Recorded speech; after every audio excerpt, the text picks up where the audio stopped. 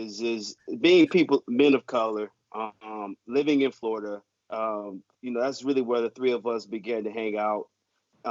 Ted slash AJ and George, they've been knowing each other since they were, kids. But in our adolescent life, we even went to Trayvon Martin's march in Sanford, right? Yeah. We were there. Yeah. Yeah. And we were just saying how it would be irresponsible for us not to even talk about Ahmaud Arbery. And so we began to just dialogue about that. And so let's go around the horn again, a little in a brief manner, to just describe what we were saying.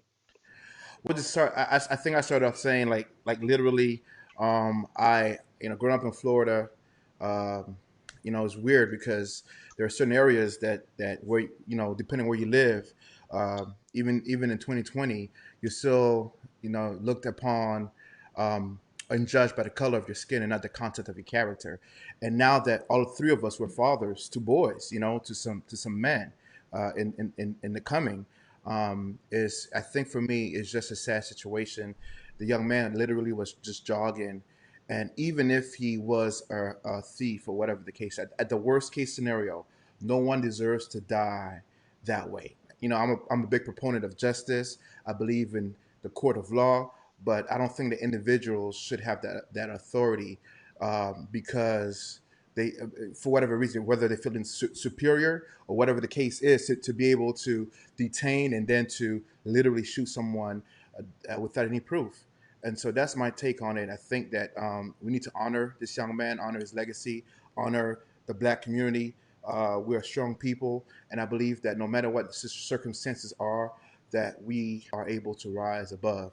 But I think a part of rising above is being an advocate for the weak, talking about social justice now, and we have to speak and be the voice for Ahmaud and his family in this circumstance. Yeah, and I was saying for me, I look at it from a legal standpoint and from a father standpoint. Like I was saying, I have an 8-year-old that loves anything outside. So he asked me, Dad, can I go train? For him training, just run around the block. And thankfully, we live in a community where I think most people know us. I mean, there's not too many Black people in here. But still, even with that, as my sons get older, they decide to go, running down the street outside of our neighborhood. To say I go riding on my bike. Who's to say that I don't stop and look at a house being built, and then when I get out and ride my bike down the street, if they give someone the right to then shoot me because they thought I was doing something.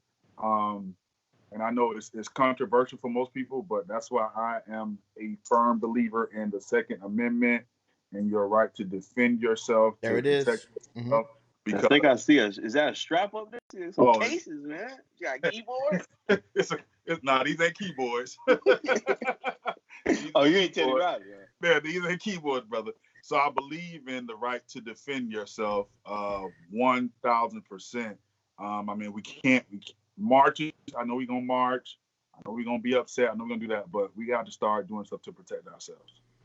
Yeah, and I'll just follow along and just say, man, it really stinks that this is just one more thing I have to add into my repertoire of being a Black man in America. Like, I got to be cautious jogging in my neighborhood. Yo, that's crazy. Like, I already, for me, like when I get in my car and I got my brief bag, it's a backpack now. And my mom, like, you know what? I can't even put my backpack in my front seat because if I get pulled over, I don't want an officer to think I got something in my bag. So I always got to put my gym bag, my backpack in the trunk.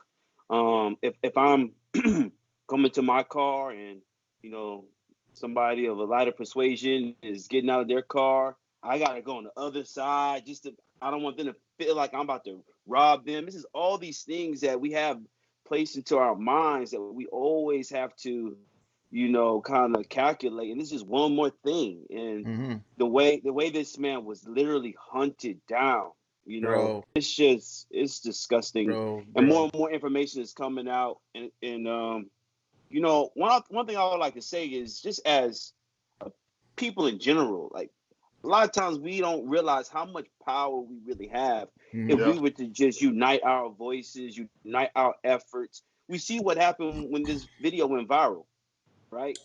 The video doesn't leak or come out, and we don't, people like Sean King, King. Sean King. Sean But King I, and other people.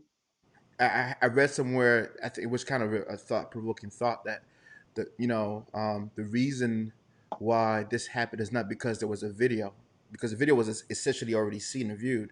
The reason why all this is happening now is because the general public has seen the video, and I think that speaks also to the fortitude of a people who, when they see these kinds of atrocities, are able to at least rise up, to mobilize, and to have their voices heard. And so, big ups to Sean King and all of the real brothers and sisters who are out there on the front line fighting for equal justice here in America. Yeah, man. So with that being said, let's dive into the episodes. Man. These episode 7 was heavy, right? Oof. Heavy. That Joker was heavy, I, man. I think I think it was so heavy that they could have just showed episode 7 by itself without even including That real it. talk. That real talk. That's how heavy it was. As a matter of fact, it's so heavy. I'm trying to look for some tissues, some napkins, man. Just talking about it, we might get teary eyed a No, little bit. no. In all honesty, by the time I was done with episode 7, I'm like, man, when I got to 8, I'm like, this is just so long. As I'm thinking about it, it wasn't that it's so long because we watched all these other episodes that were that long. It's just that episode 7 was so heavy that 8 was just like, it was almost like just like an afterthought because episode 7 was just so heavy. Yeah, Bro. Yeah. So let's talk about the heaviness, man. I mean, it kind of opens up. It don't even like gently walk you into it. Like we faced with it head on out the gate, man. Michael Jordan's father, unfortunately being murdered, robbed. He falls asleep on the side of the road. He's tired, and the rest is in the history books, man. And just to see how it affected Michael Jordan. What do y'all think about that whole thing, man? I mean, I think just number one, being a person that has lost a father, I can understand the magnitude of losing a father, but the way he lost his father, and then the things that happened surrounding it, and how much his father meant to his basketball career, I think it was a lot of weight on him, and just to have that happen, in such a horrific way. Like, I mean, I lost my dad to a stroke, which to me, I was 18 years old, so to me it was heavy. But to imagine having lost my dad to, he's on the side of the road and somebody comes and kills him for what? I mean, what did you get? What? I mean, you didn't do anything with the car. You trashed the car. Right. Did you take any money? What? I mean, what? He would have gave you that. Yeah, I would have serious questions about why. Like why? What? I mean, what was the motive? Why did you have to do this? I mean, so. Let's talk about Amber. Yeah, go ahead. Amber is saying that they, and to make matters worse, they actually blamed him for his father's death. Like, that's crazy. And the kind of mental toughness that he had to go through, because I mean the pressure all around what's happening now, having to deal with the tragedy that Asia said, the tragedy of his father being murdered. Like, to lose someone near and dear to you, to sense this violence, or any kind of tragic accident is in and out of itself is life altering. And so for him not to be the focus of the reason why his father has passed or was murdered, that's just another level of craziness. Yeah, and I mean, for me, when I think about it, it just kind of goes to show you that like humanity is sick. Like, yeah, there's some good people, you know what I'm saying, in this world, but there's a lot of sick people in this world.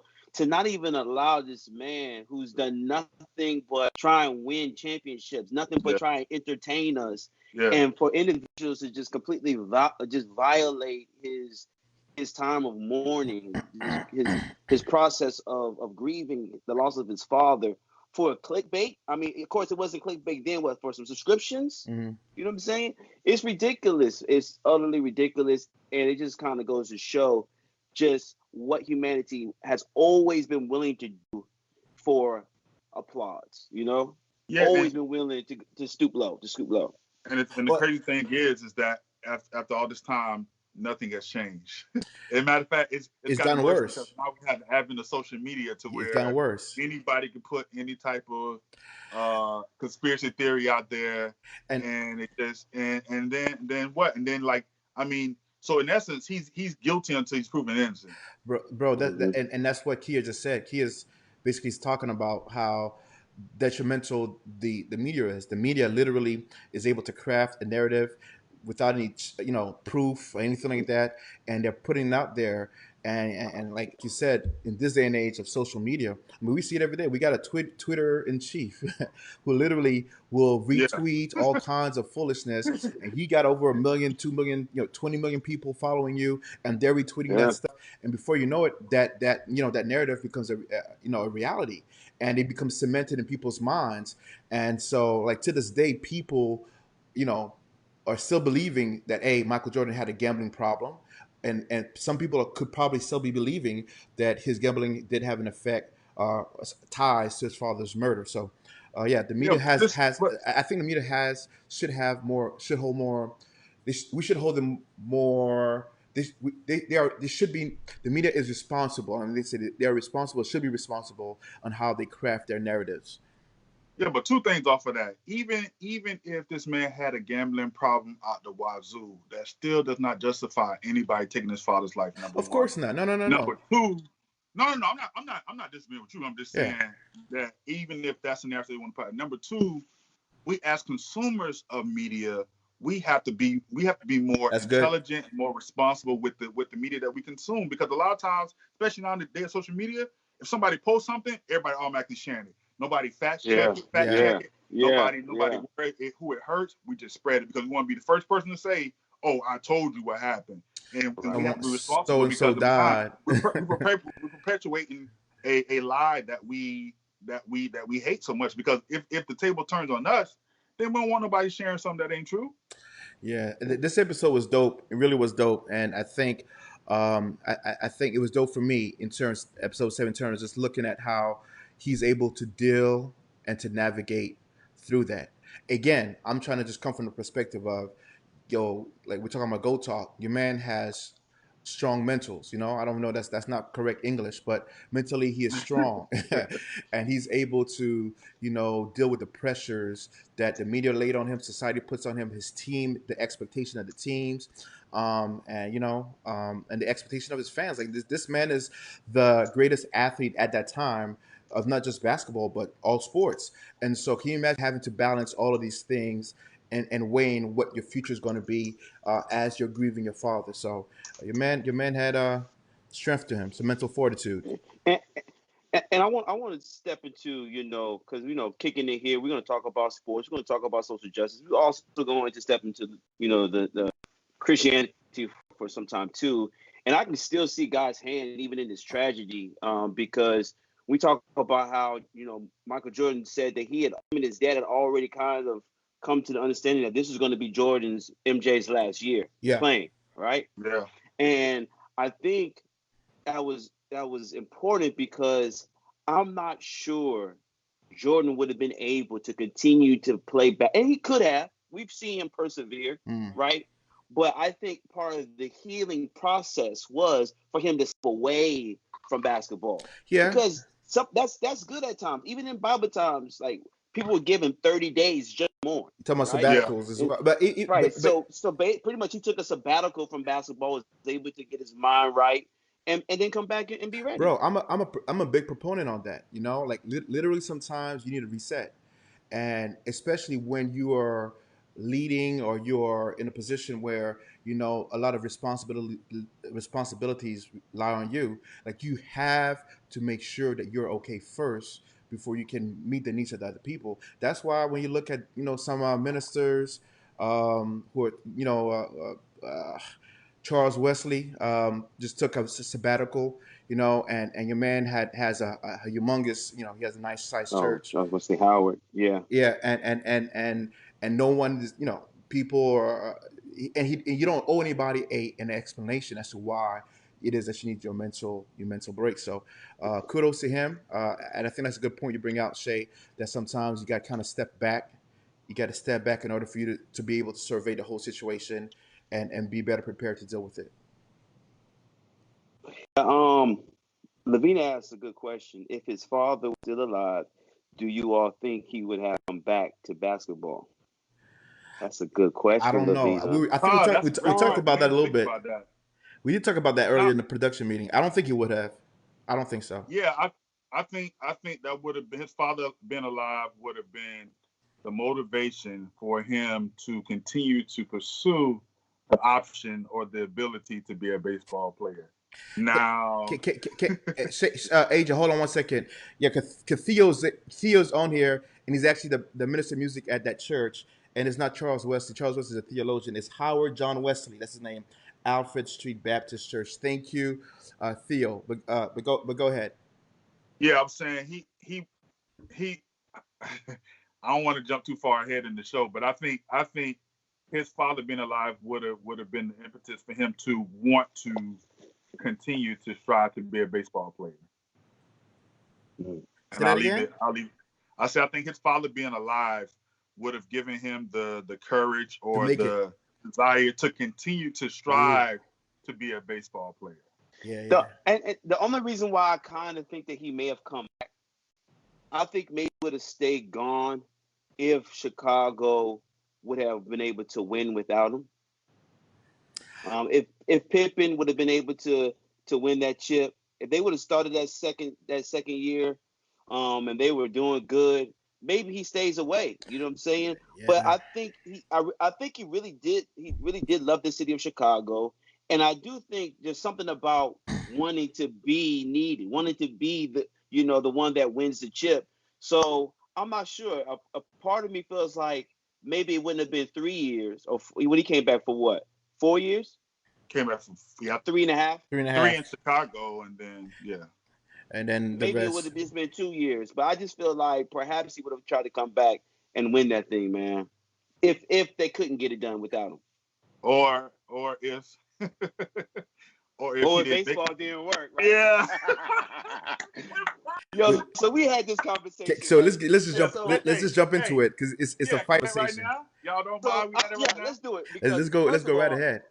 Jordan is my GOAT, greatest of all time. That's my GOAT, right? Yeah. And so I think he could have done it, man. I think he could have made it to the league, man. The man in the interview said at 1,500 at bats, he would have been able to make it to the major leagues. I believe MJ would have made it to the major leagues. My man was practicing in the basement of his house. Let me tell you something, man. Real talk. Like baseball ain't no joke. Like I tried to thing up in college, and I realized real quick, and that wasn't real baseball. I think at the school we went to, we started. They started a baseball team. I think with our senior year. Bad News Bears baseball team. It was what? So we were the Bad News Bears baseball team. Bro, it was bad. Even down to our uniform, baby. It was bad. And so, the last time he played baseball was back in high school. And for him to be in his 30s or whatnot to try to do that, I think is a big ask. It's a big ask. And then you think about what it takes for these guys to actually make it to the majors. These prospects who come from, Cuba or Dominican Republic or even from here from America, and then they go to AAA. And they have to wait. They have to work their way up all the way to the majors. It's not that easy. It ain't that easy. Listen.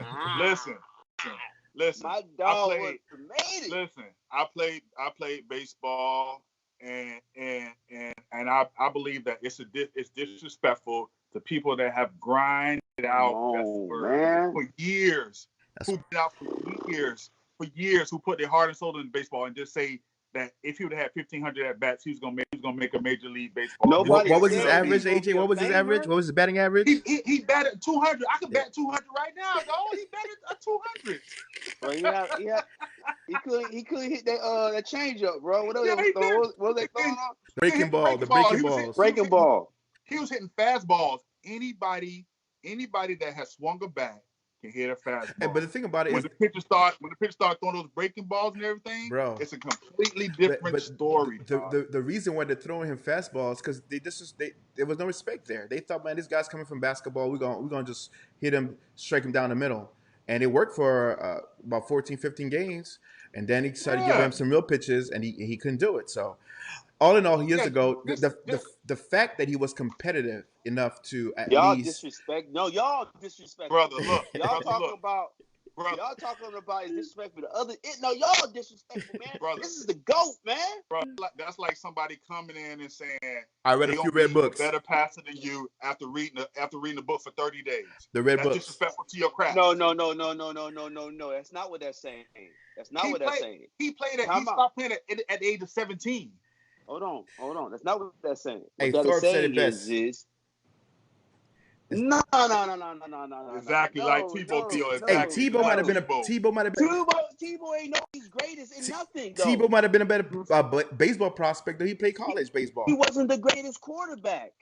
You're right. Hey, but just because you're the greatest basketball player, that don't mean you're gonna be able to play a professional sport at the same level, a new sport at the same level. I just don't. I'm not buying it. What I'm saying is, and I'm saying he would have been a Gold Glove or a All-Star or a Famer. I'm saying he could have made it a team. Yeah. But okay. Let me ask you this: so would he have made it if his name was Joe Blow, who had the same work ethic? No. We have even had opportunity. No. If his name was Joe Blow. No. Exactly. No. So my thing is, because of who he was, they're gonna give him an opportunity. But there are thousands of other people who out there who play baseball every day, who play AAU baseball. AJ, you're onto something. Right. You're onto something because real talk, though. I think the only reason why he makes it into the Chicago White Sox, organizations because of who the owner is. I mean, the same owner. Yeah, the same owner. And Daniel Mann was paying him $3 million while he was retired. While he was playing baseball. So it's all favoritism. It's politics. Look, politics. That's so disrespectful. He paying Jordan $3 million to be playing in the single A's and can't pay Pippen. That's so disrespectful. Come on, first of all, Pippen's a quitter. All right, let's get back to the let's get back to the topic. Let's get back to the script. So let's get towards that Pippen discussion because one of the things that I really enjoyed about this episode, like that GOATs, the greatest of all time. If you're in that conversation, I believe that you have to demand excellence around you, point blank, period. I agree. And that's why Pippen will never be anybody's GOAT story category. The greatest wingman, second man, maybe. A Robin, maybe that conversation. But the greatest of all times, you got to demand excellence all around you. And that's what Jordan did. Well, I don't think Pippen would ever be considered that because he never out of the year after Jordan never really led a team to a point where he would even be in that discussion. True, very true. I was just trying to throw a jab. That's all. But still, even if he's not the greatest, but at that particular time, 94, he's the greatest. He's the best on that team. He's a team captain. He's a team leader. And for him to quit on a team when they needed him the most to show leadership, it's crazy. It's crazy. What's up? Theodore says, let's get to the point. This really isn't a documentary. Okay, we can agree to that. You know what I'm saying? This is like a memoir of from MJ's diary, right? Like he's the narrative, right? He's the narrator, really. You know what I'm saying? So we understand that. I agree with you. I agree with you. It's a documentary from his perspective, from his point of view. So let me ask y'all this. What's up? Could y'all have played with Jordan? Like somebody in your chop, somebody's yelling at you, demanding, telling you to step it up, like in your face? I think it depends on how bad I wanted it. If I'm in it to win and I'm in it to do whatever it takes to get the chip, then yeah, I can. If it's just like I'm just here because I want a paycheck or I just want to have fun, then that's not the place for me. If you want to win, that's the type of leader that you want. Somebody who's not just going to yell at you, but they're going to be in the trenches pulling you too. So I mean, I can see that. And again, I think at the end of the day, it's not really about if you want to play with him. It's about does he want to play with you. I think Jordan had a level of he expected a level of excellence, at least at the at a very basic level, to a certain degree. That if you didn't meet that threshold, he wasn't trying to play with you. Like my man was telling people not to feed Horace Grant. My man was doing all kinds of stuff that's crazy in terms of in terms of practicality, but in reality, I think that what he's doing was trying to set a threshold of what excellence looks like. And he said it over and over again. He said, "Look, I was with them when they were trash, when they were in the basement, and now that we're a championship team, the pace has been set." And nothing beneath that or below that is acceptable. So it's not only about whether or not you could play with him. I think it's about whether or not he wants to play with certain individuals. I'm all for trying and testing to see what you got around you, like, because when things tough, you in a sticky situation, you need to know who is beside you, around you, who you can trust, if somebody got your back or not. I remember there was a basketball practice and when I was playing for the Ambassadors in my first year at Oakwood. And those who went to Oakwood, y'all remember, especially while I was there, y'all remember somebody by the name of Killer, right? Bowie Jenkins, right? This man was lights out, right? When I got there, people were telling me that he shot 90% from behind the arc. I was like, man, get out of here. Ain't nobody shooting 90%, right? But no lie, like the dude jumper was wet, right? I remember this practice, man. We were talking, I was chirping, he was chirping, and it got a little chippy. He said something to me, and my response to him was, on this court, I'm nobody, right? Mm-hmm. I'm from Florida. You know what I'm saying? He from Florida. You know what I'm saying? Now, I was talking about basketball, right? Yeah. I don't care how much you put up. I don't see nobody on this court. You have to see me, right? So You're not backing up. You're not backing up from anybody. I ain't backing down. He thought I was talking about hands. Yeah. So he was like, "Oh, you want hands?" I was like, "I'm not talking about hands, but we can do that." And then there was like this dead face in practice. And then Joey just started clapping his hands like, "That's what I'm talking about. That's what we need." I was like, "What?" He was like, "Yeah, we need people like that that's gonna go to battle." I was like, "What?" He was testing me. He was probing me. He might have been. What part of Florida he from? He from the Panhandle, cuz. Yeah, he wasn't testing you, fam. Hey, he had me from the bottom. You from Altamont Springs? Hey, but I'm from Miami. I'm from Miami, fan. Don't get it twisted. Believe that, bro. It's all Florida. So I had no problems being tested, being tried, man, because you want to know who's around you. And one of the things Kia said, I really believe and I can appreciate is Jordan said he never asked anybody to do what he wasn't willing to do himself. Yeah. And again, it's a show. I think it's leadership because everyone has to lead differently. You can't. Jordan wasn't a coddling type of dude. He literally was the type of guy to get in your face and try to extract out of you the best that he could out of you. So I have no problem with it. But I don't think that I don't think that everybody could have played with him. Like for instance, what superstar in today's time? Let's say we're talking about the era where people team up together. Today? I know they did it back then too, but what superstar do you see right now that could have played with Michael Jordan at their prime or in their prime? Wade. Definitely Wade. D-Wade.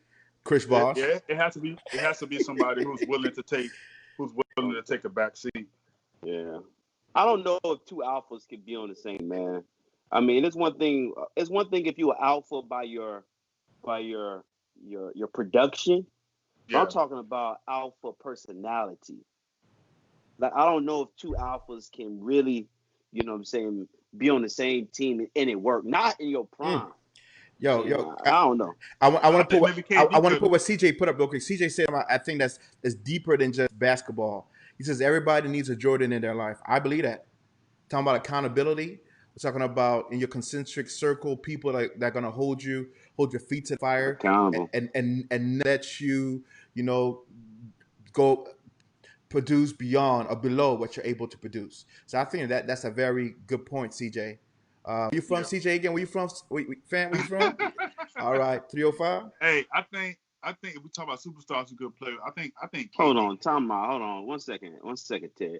So you represent 305, but you're a Magic fan. How you know what fan I am? I don't know what you're talking about. Questions that need answers. What you talking about, bro? How you know what fan? Stop that. What you talking about? That. Turn that head around. I don't know what you're talking about. Turn that head around. What head? You ain't from Turn that head around. Please. Hey man, I'm Get a out Tampa of here, Bay. Next. I'm sorry. Orlando Magic fan from Miami. Let's go. Hey, Corbin said Kawhi Leonard. Yeah, we know Kawhi Leonard could have because he don't play but about 42 games. No, he could not. He could not play with Jordan. Jordan got rid of him. No, he would have paid. No, he would have to pay 82 games. He would have to pay 82 Low games. management. No, you got to pay 82 games. Nah. But AJ, you were saying something, man. Before I cut you off, man. I think Kevin Durant could have played with Jordan. You think so? Yeah. Yeah. KD went to 72 to 70. What? I mean, he don't. KD doesn't need. He doesn't need to be the alpha. Look, he let Westbrook. The shot, he can get his shots. He can get his shots up. He'll be okay. Even if I agree with you, AJ, I can't let it be known I agree with you because I know that statement comes from something deeper within you. So I'm gonna let it be. I'm gonna let it be. Hey, the statement you said he went to a 70 or whatever. If KD want to join the team that he couldn't beat, then I mean, so be it, dog. Yeah, let's go. That's a little shade. That's a little shade. It's a little shade. It's a little shade. It's a little shade. What's next? What's next? Yeah. So Corbin asked a good question, man. If Jordan doesn't retire, do the Bulls win 8 straight? No, you know why? Because Jerry Krause would have found a way to mess it up. That's real. Because apparently players don't win championships. Organizations do, right? That's what he says. Yeah, I think Jerry Krause would have found a way to mess it up. But if they would have stayed together, then I don't see who would have stopped them. I don't think what stopped them is the team themselves. DeMar said KD wants the ball too much and he's a low-key hater. And one thing I would say about KD playing with Jordan, I don't know if that worked because KD childish, man. That whole troll account. He's petty. He's petty. Yeah. He's petty. But you gotta look at it. But you gotta look at it if you're talking about back in that era. We didn't have social media, so he would have social media. Yeah. What have you been doing?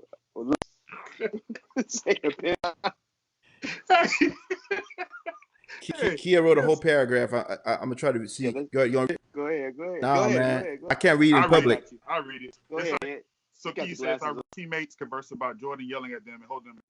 However, when Pippen became the leader, it was mentioned he didn't yell, he encouraged us. However, in crunch time, he folded and quit on the team twice. My God. As highlighted in the doc. Which leadership as a teammate would you prefer? My God, hey, I'm gonna drop something on. I'm gonna drop. See, Jordan. Hold on, Jordan might not have been the team leader that they wanted, but he was a team leader that they needed. Because when they got the team leader that they wanted in crunch time, that dude, he was nowhere to be found. And Jordan, I don't care how bad the situation is, Jordan is not quitting on his team. He's not doing that. Well, technically, he did quit the team, though. He retired, fam. There's a difference, but let's go.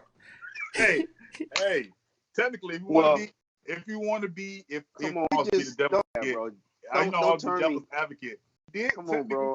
You're about to make me hate LeBron again. This has nothing to do with LeBron. Because you disrespected Jordan because you're a LeBron fan. No. Did Jordan leave his team or not? He retired because his dad. There were circumstances surrounding his retirement. Like, come on, let's not act like we don't know that there were some issues. No, I never said there wasn't a reason why he left. Right. But you can't say he didn't quit on his team when he did. But it wasn't a basketball decision. It wasn't a difference, bro. It wasn't a basketball decision. Quitting, bro. Bruh. You ain't right. That's not right, bro. That's not right, dog. I see the spirit of 23 is welling up out of you. It's coming out of you. 23 from no. I see. No, I'm a Jordan fan, but my thing is we can't be blindly loyal to somebody and not just call it for what it is. If he retired or he quit? My thing was he left at a time when he was still in his prime. He still had plenty of basketball apparently, but he decided to leave for whatever reason. The clock. There was no time on the clock, bro. But he completed his season. But can I say that? I'm not saying he left in the middle of the season. I'm saying he left his team for whatever reason. But can I say that AJ? I feel like it's kind of like how these NBA players in today's game now. They're shifting teams whenever they accomplish their set goals. Like literally, your man. I agree. Man, he won 3 championships back to back, and I guess he felt a sense of accomplishment. And so for me, but I agree. I agree with you 1,000%. I think a lot of people leave their team for different reasons. I'm not saying it's a bad thing, but I'm saying it's the fact is he left his team for whatever the reason is. I got you. He left his team. You're being technical about it. I hear you. You're technical about it. That's your JD talking. No, we can't be blindly loyal to him. Hey, you put a lot of time in. We get it, bro. You got the JD call. You got technical with it. That's a JD. You're right. That's a JD talking. You're right. Right. We ain't gonna win that argument. We ain't gonna win that argument. Right. He did. He fulfilled his contract requirements, and I'm not. Well, like actually, I was gonna say he did. He didn't. Oh yeah, he didn't because he did. So have more in that sense, he quit. I guess you could say he didn't finish out his contract. Can we segue into Shea? I mean, because of the fact that he was still in his contract and he was still being paid, right? But he was away from basketball. Many people believe that there was more to the story. That literally he really was retired, but there was some kind of secret. Suspension, and that a deal had been worked out between the NBA and the team. But that goes back to that whole media. You know what I'm saying? Bullcrap, yeah. Yeah, disrespecting the process. Like somebody said, why sit out your biggest moneymaker for what? Gambling? Yeah. We ain't talking drugs, right? Domestic violence. Yeah. Gambling? Yeah. I will talk. Not that I. That goes back to people. I don't support gambling, but that goes back to people putting stuff out there because they ain't got nothing to talk about. So they're going to try to create a narrative, and it's BS. Theodore said, "Do you really believe MJ wanted to retire in the middle of his prime? There were a lot of questions and circumstances that weren't in the documentary. Honestly." I mean, I can't speculate more than what he said. You know what I'm saying? What he said, yeah. But for me, I feel like he wanted to play baseball, and one of the things I wanted to highlight, but we kind of got tied up was, I mean, you think about you lose your dad, he's your father, he's your best friend, and your biggest fan. Mm-hmm.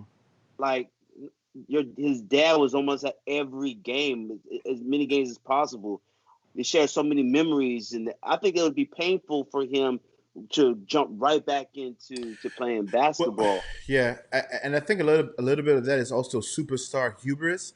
I mean, the year before '93, from what the documentary or Jordan's story says, that literally he and his dad, they discussed him leaving. So you sometimes I believe sometimes a death of a loved one could be used as a catalyst for you to push you out and to go do what's really on your heart. Like so many times we go along to get along. We're stuck in certain circumstances, but I think that in Jordan's case, I really believe that what pushed him over the edge was literally this was a promise or something that he and his dad had talked about, and he was going to make it come to pass. You know. I think because they pointed out his dad already talked about it. A year before, he told the columnist that he was going to shock the world and leave. I think that his dad dying was just probably more of a confirmation and comfort that he was making the right decision, because his dad watched his last game. His dad always wanted him to be a baseball player. So because his dad's no longer here, Dad, I'm going to go live out this dream that I think you want to see me live out. So I don't like I said, I can't speculate as to why.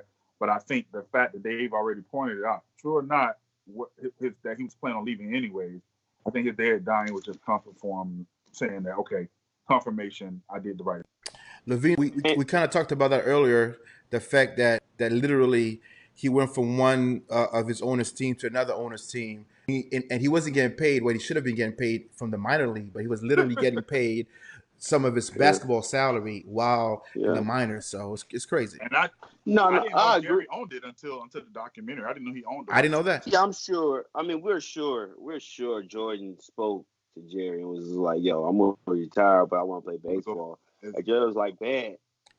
Either way, I'm making money. Either way, I'm making money. Yeah. The economics of it all. And that's why I said that I don't think if his name was Joe Blow, he would have been given the same opportunity. Of course not. I agree. No, bad 200. No. Yeah. Nah. I mean, we see that, and that happens in real life. Yeah, of people who were course. getting opportunities based upon their last name or based upon what school they went to, based upon the color of their skin. So, definitely if Jordan was me, nah, he wouldn't have made that team. Nah. You wouldn't even got a chance. No, I don't. Not even a look, not even a callback. First of all, I'm not finna stand next to that plate with that bat and somebody's throwing a ball at me. Right. Nah, I'm straight on that. I'm not trusting you. Hey, No. man. Baseball is fun, bro. That's the stupidest. You talking to a right there. Baseball is fun. You get to the plate, I'm gonna get you too. You're talking to Oakwood's Mariano Rivera right there. That's AJ. You know what I'm saying? Yo, do they still have the baseball team?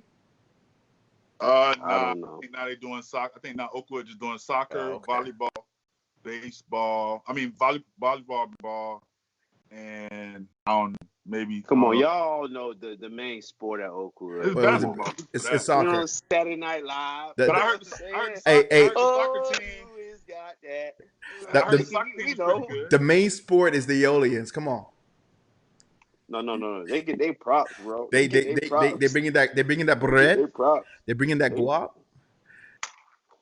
So listen, man, we already knew going into this that episode 7 was going to weigh more heavy than episode 8. But before we turn the corner and get ready to wrap up, man, what did y'all think about MJ getting emotional at the end of that episode? I thought it just shows how much he cares about the game. Like sometimes, when you go to a job interview and they ask you what your weakness is, and they teach you in job prep, you're supposed to say your weakness is your strength. Something like that. I think in this situation, Jordan's weakness really is his strength. Like the fact that he wants to win at all costs, the fact that he's become known as this jerk, the dude that pushes his teammates around, punches them in the face, does all kinds of stuff to get him up to the game. I think that being that dude really weighed heavy on him. But because he wanted to win at all costs, he knew that was a price that he'd have to pay.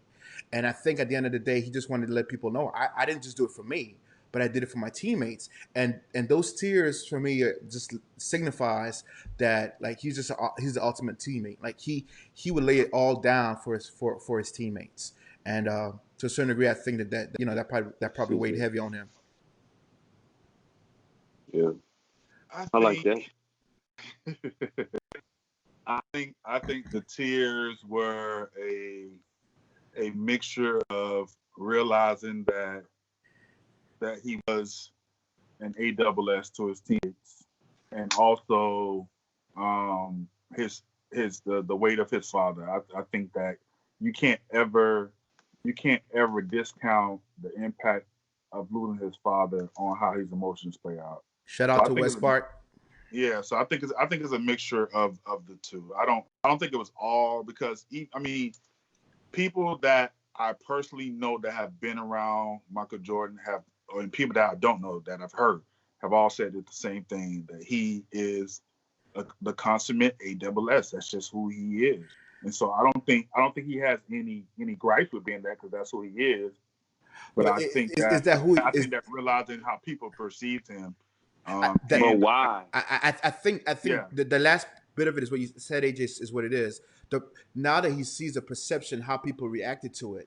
Because no matter who you are, you want to be loved, you want to be welcome. But there are certain idiosyncrasies that are built within you that sometimes predominate who you are as a person. And I think at the end of the day, like even though he is what a donkey, ASS, whatever you want to call it, at the end of the day, what I think that the realization that his personality may have rubbed people, his teammates, not people in the media, not people at home, but his teammates the wrong way, I think weighed heavy on him. Yeah. I think, man, Jordan was the way he was because he had to be. A lot of people read what he said. They joined the team after the success. Yeah. Like, he was on that team when it was trash. And then he was on that team when they were starting to get better, but they still couldn't get over the hump. And remember, he hit the weights that summer. They got their minds right, and they went to war. They went to battle. Come on in '95. So they had a formula, right? So my thing is I would go through that. You know what I'm saying? Being Jordan's teammate, if we're gonna win. Like, bro, you're not finna be cussing at me, talking at me like that, and it's not moving formula. Yeah. I'm not. Exactly. So I think the fact that he's a winner, maybe some of these teams, it is what it is. TJ says it's only at the top. I agree. You look at LeBron now. You look at people at the top of their games, and it's lonely. You know, everyone wants to be at the top, but when you get there, the scrutiny that you have, I think not everybody's able to handle it. And you know, these were one thing we can't disagree with or on is those tears, real tears, yo. Those are some real tears, yeah. Not put on. Let me just we skipped over one part that I want to comment on Pippen, and I lost a lot of respect for Pippen in this episode when he quit on his team, whatever. In some aspect, most of us have quit on something at some point in our life, but he apologized to his teammates. But now, when asked on camera about it, his response was all over again, do the very same thing. Like, what? Like, you ain't learned nothing? He didn't learn. Jordan said it was true. Jordan said it's going to haunt him for the rest of his life. And it's clear that it's still haunting him because his pride won't him to admit that he messed up. But it's never about pride. I think it's just straight stupidity. Like, how can you not learn from your mistakes? Like that's the purpose of making mistakes, so you can learn from them and build upon those and go forward, right? You got it. You got to consider a mistake, though. Yeah, but he said it was a mistake. He said it was a mistake. He apologized. Why would he apologize? He knows it was a mistake. He knows it was a mistake. And check it out. He's blessed that Kukoc makes that shot, because if Kukoc misses that shot, that team will never come back together. That's it.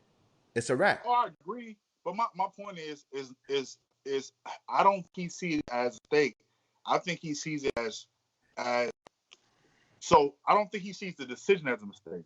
I think he sees all out of what occurred from it as the mistake, or not the mistake, but the part that hurts. I think for Pippen's thing still is to this day is that he doesn't feel he's treated right for whatever reason, even though it's his decision. And so for him, I'm going to always stand up for what I believe in. So if I believe that after all of his team, you're going to defer to a rookie for me, then I'm going to always stand up for myself. So he doesn't see standing up for himself as a mistake.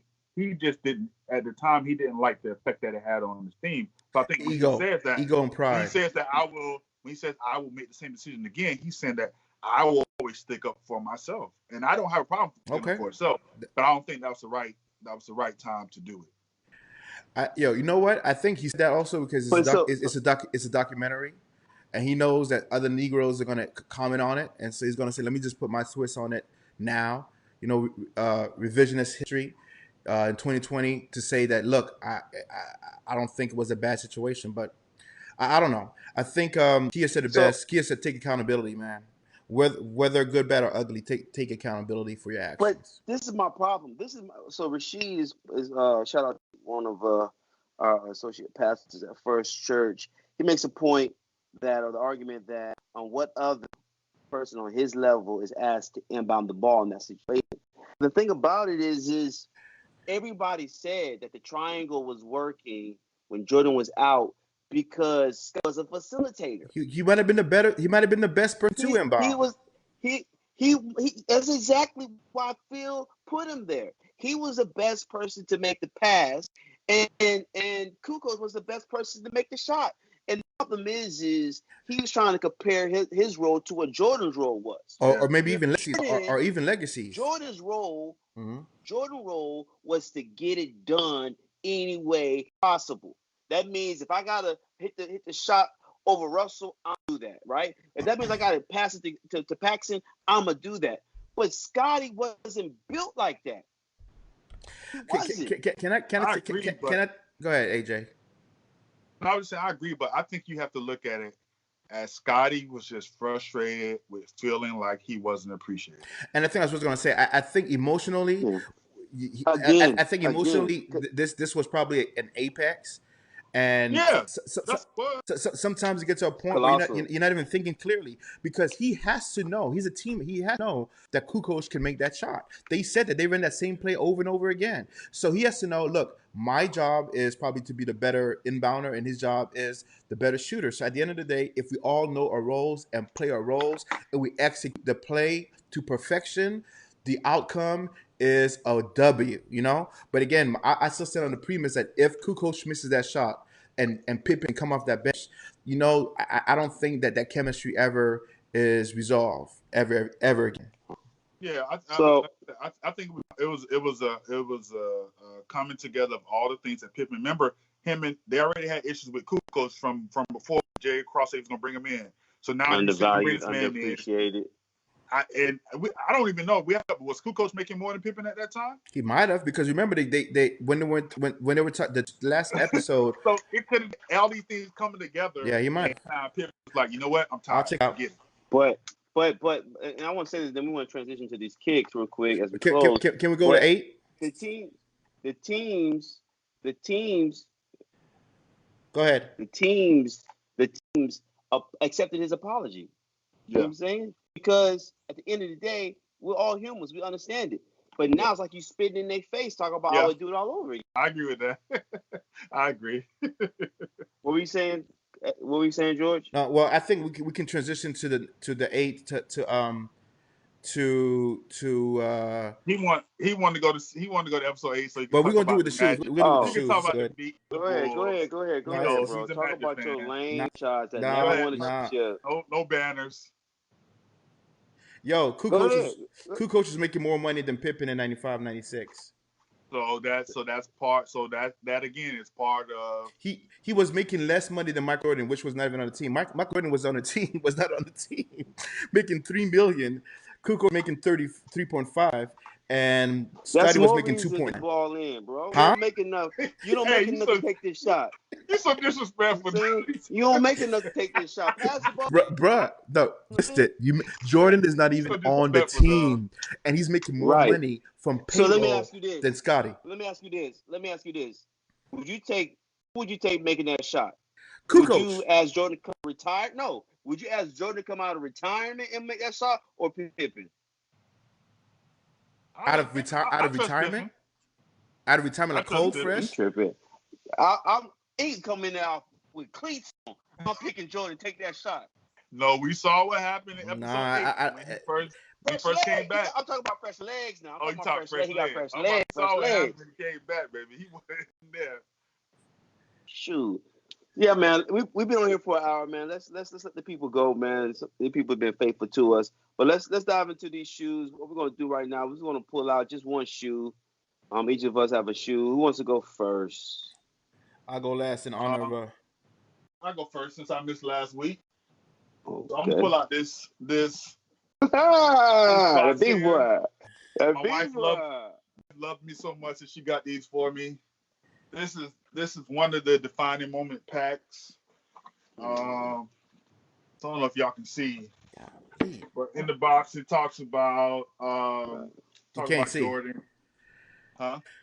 Let that man flex. So what it says, this is Air Jordan moment. This Air Jordan Defense Pack celebrates Michael Jordan's final championship. Both Air Jordan 13 and Air Jordan 14 were worn by MJ in the final championship series, where his legacy the greatest of all time. And on the box itself, these are like plays that Phil Jackson drew up. You see, you got 1998 on it. It's an actual play. That's crazy. Yeah, so it comes with the 14s, Ferraris. Mm-hmm. Yeah. And then the 13s. Clean. Yeah. And then on the inside of the tongue, I don't know if you can see it, but it says they can't win on one. And the other one it says until we quit. So I think it's real dope pack. I've actually worn both pairs. Of these at least once or twice.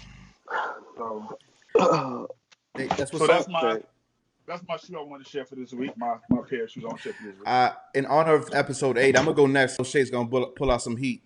So I'm gonna go next, and in homage to the Orlando Magic, who took out the Chicago Bulls. And you saw in the episode your boy Nick Anderson, when he steals the ball away from Michael Jordan, he's wearing these tens with the white and blue color palette. Literally, these are the Orlando Magic colors, as you can tell. Born and raised a fan of that team, and I'm gonna be a fan until the day I die. And so, these are shoes. All the tens on the bottom. They talk about his accomplishments. Literally, the year that he retires, these come out. And the next year, when they're playing each other in '94, I believe that's when. Actually, yeah, in '94 when they're playing in the Eastern Conference Finals, your boy Jordan is wearing his 11s, and Nick Anderson tries to do it again with these 10s. It was of no match. Jordan comes out, he sweeps the Orlando Magic, and the story is told that they go. He does what? He does what to the Orlando Magic? He sweeps them because he swept the Heat in the first round. Come on now.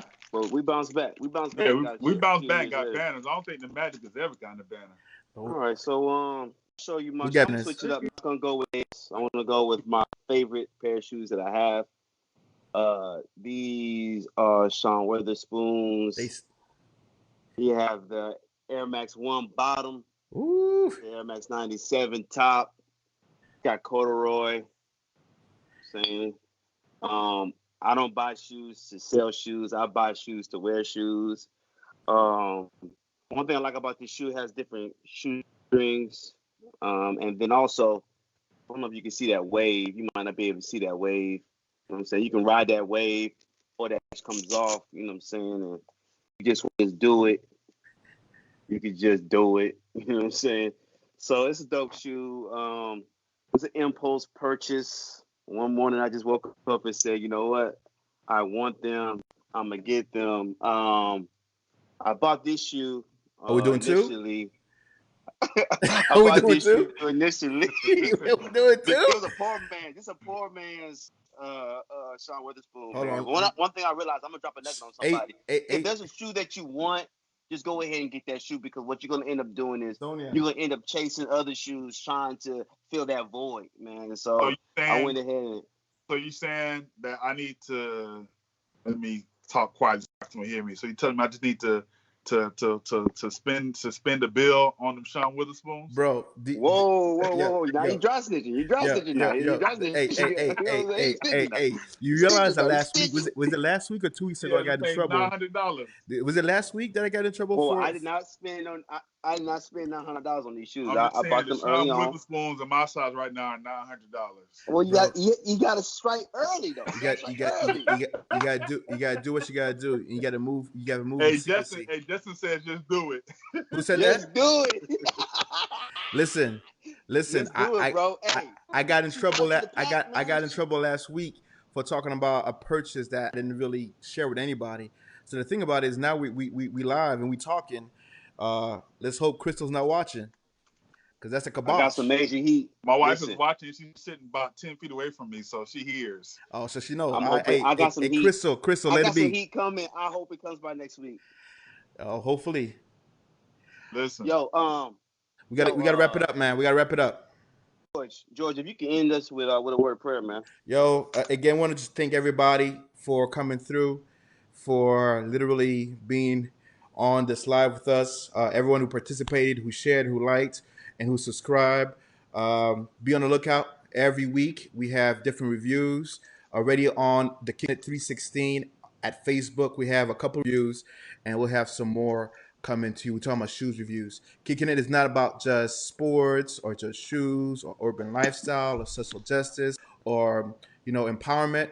It's a holistic approach at life, and we thank you for joining us. I want to just give you all a quick word of prayer. A kind and gracious Father, again, we're so thankful for life, health, and strength. We're thankful that through it all, you've been that person in our corner who has pushed us to do better. You've been with us through thick and thin, and Father, without you, we're not able to win. And in a very real sense, you'll never leave us, and you'll never let us down. And so, thankful that you are the ultimate Michael, and God, that in a very real sense, that you sit and stand in our corner and you cheer us on as we go through life. Be with everyone who's on the line. I pray that some life experience, a life topic that we spoke has touched and that has met root in someone's heart as a result of this conversation. Again, we just ask that you'll protect everyone, especially our community. In these times, we know that it's hard. Going back to the whole Ahmaud Arbery situation, we just pray that as a people, we'll be able to rise up. That equality will not just be something that we hope for, but it's something that we'll be able to achieve. And Father, we just give you thanks and we give you glory and honor for what you have done, what you're doing, and what you'll continue to do in our lives. Thank you so much for praying your name. Amen. Amen. Amen. Amen. Yo, we'll catch y'all next week. Hey, let me see same this. Time, same place. Let me see this applause to go. Next week, I want everybody to bring your GOAT list. All right, we want this GOAT talk. Yeah, who your GOAT is? Make sure y'all come and let it be known who's your GOAT, the greatest of all time. Can we do top five, top three? Let's do top three. Anthony Hardaway. Top three. You don't even believe that. LeBron might not top three. LeBron not making my three for sure. Y'all so disrespectful. He's not making my three. So disrespectful, man. He's not making my three. He's not. All right, y'all. We gonna. Jordan not making. Yo. He's not making it. You're a lie. You're a lie. Listen, are we on mute? No, not yet. You never know. Not yet. Hey, hold on.